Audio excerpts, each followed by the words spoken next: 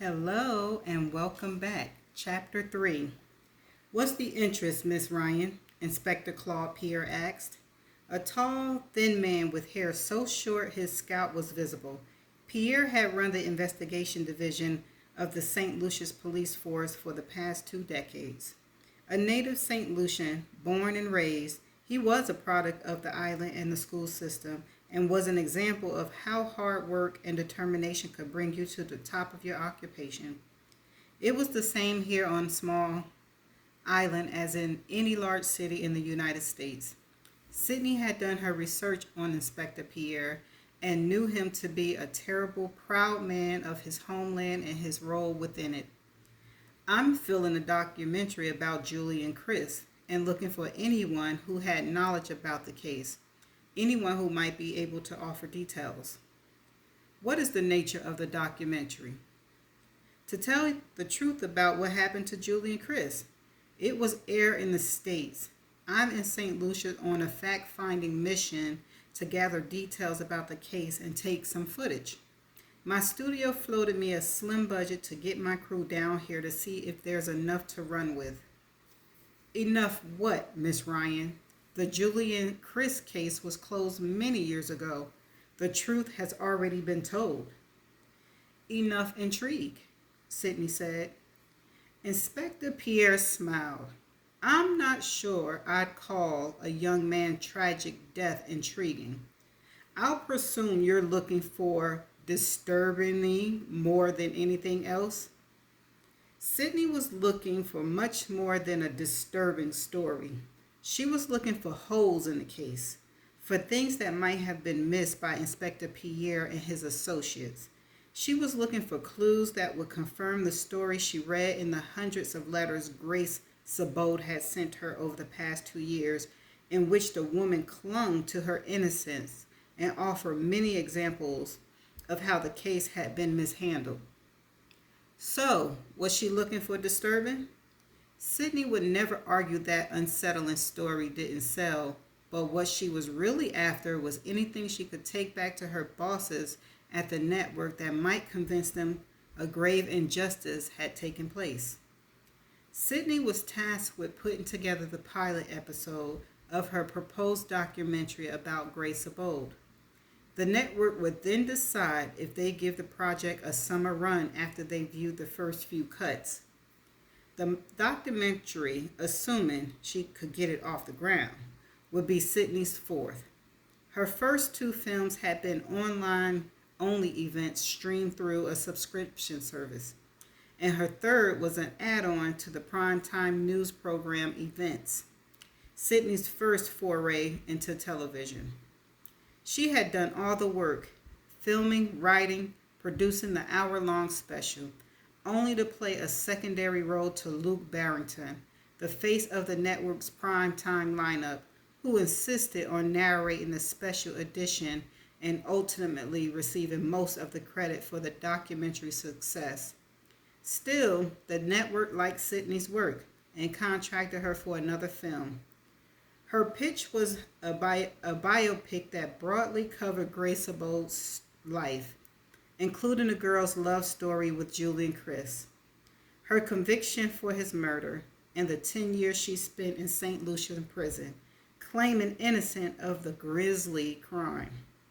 But to get such a project green-lit, Sydney needed proof that Grace Abode's case had been mishandled.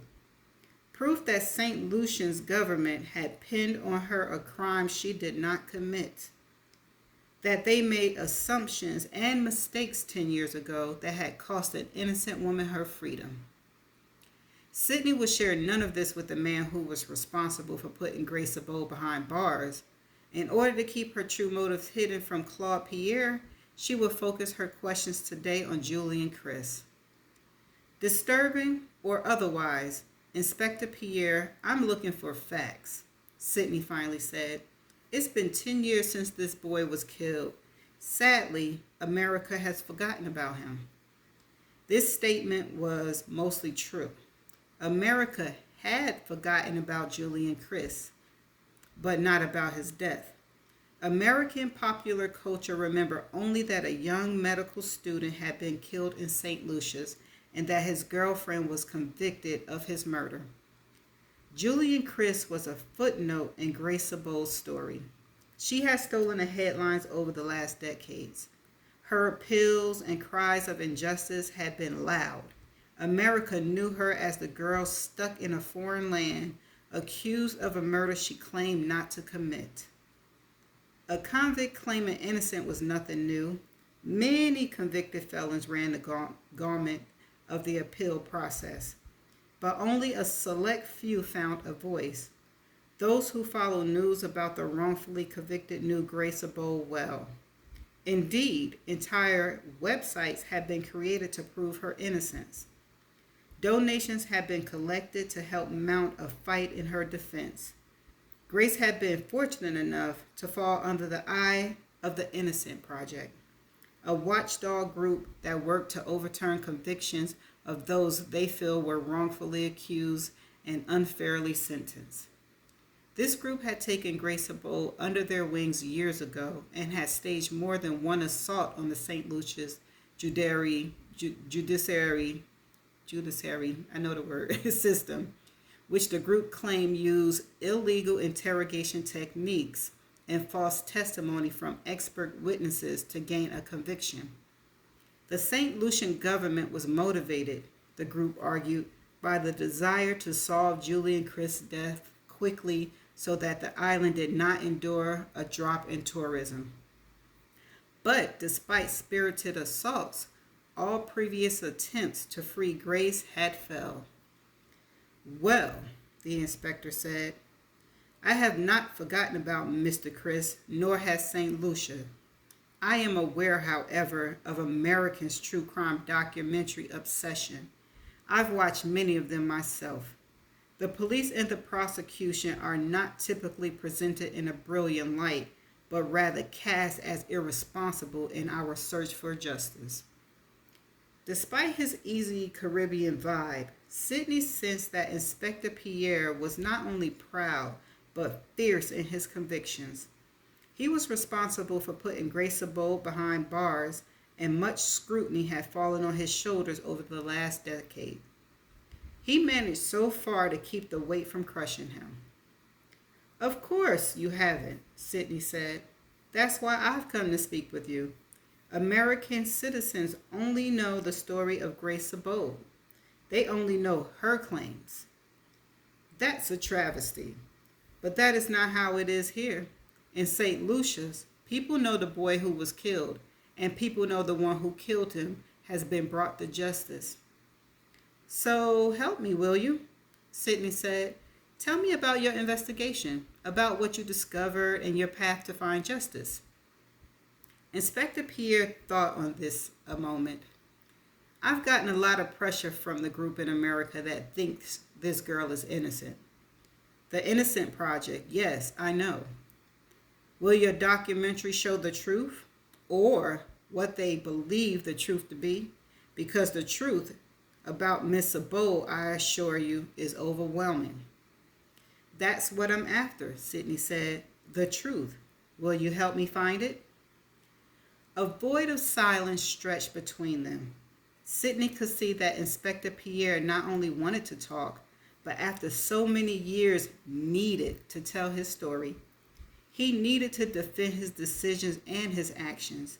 The thought of doing so in a documentary that could potentially reach a large audience outside of his tiny island was appealing. Pierre nodded. I'll help you. The Girl of Sugar Beach, pilot episode, based on the interviews with Claude Pierre. St. Lucia's police from the Southern Division Station were first on the scene and quickly roped off the area, which included not only Sugar Beach, but also the base of Gros Baton. Instructed by the medical examiner in Castries not to disturb the body, one officer was tasked with the dismal job of standing in waist-high water, clouded by blood, and holding with gloved hands the heel of the dead man's shoe to prevent the tide from carrying him out to sea. Eventually, around 9 a.m., Claude Pierre arrived and took control of the scene. "Sir," the manager said when Pierre had asked to speak to him, "when do you suppose the beach will be back up and running?" Pierre looked at him with dark eyes, slightly squinted with disbelief. "A dead body was just discovered floating off its shores. It will be some time. Now, I'll need a list of everyone at the resort, and I'll need to know if any guests are missing or unaccounted for." "Yes, sir. I'll pull a register off the computer. It is still early, so many of our guests are not awake." "Start knocking on doors, man. You are the only resort on this beach, and it is quite likely one of your guests is dead. Do it now, please." "Sir," another officer said, "Dr. Mundy has arrived." "Show him down," Inspector Pierre said. Moments later, Emmanuel Mundy stood on Sugar Beach and peered out into the water. He waved at the officer in the water who was holding the dead man's heel. "Bring it here." "I hope not to disturb anything," the officer said as he floated the body over towards the shore. Dr. Mundy looked around the beach. The scene has already been terribly disturbed. He turned and waved again, this time to his crew who waited farther up the beach toward the resort. "We'll need photographs," he said as his crew made their way down to the shore. The crime scene unit snapped photos of the dead man who floated face down in the ocean. A combination of death and salt water bleached the skin on the dead man's arms and legs as they poked through the short sleeves and shorts. Distended and waterlogged, the pallid wedge of skin between his shirt collar and hairline looked like soft bread dough ready to go in the oven.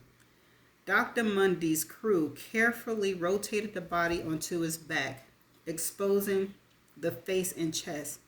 More photos followed until they secured the body in a black vinyl bag. The technicians carried it across the beach and up to the pool area, where a gurney waited on solid ground.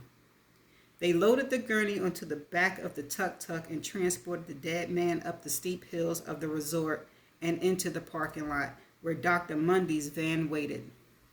By now, a few guests had caught wind of the police activity and noticed the crime scene taped near the beach. They gathered in small groups and whispered to one another about what might have happened. "Inspector." Pierre looked up from the beach and saw a young officer standing on a bluff high up on Gros Patin.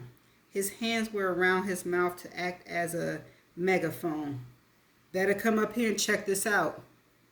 Inspector Pierre stood atop the bluff on Gros Patin and looked down at the Caribbean Sea, where two divers floated on the surface and stared into the shallow waters looking for anything that seemed out of the ordinary. The crime scene unit was combing the sand of Sugar Beach searching for evidence.